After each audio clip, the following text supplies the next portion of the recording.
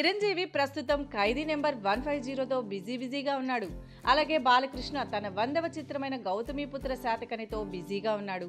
ఇది పూర్తయిన వెంటనే బాలకృష్ణ తన 101వ మూవీని కృష్ణవంశీ దర్శకత్వంలో చేయనున్నాడు. కానీ ఈ 101వ చిత్రానికి కాస్త బ్రేక్ పడనుందని అంటున్నారు సినీ పెద్దలు. ఎందుకంటే బాలయ్య చేసే 101వ చిత్రం రైతు సమస్యల మీద ఉంది.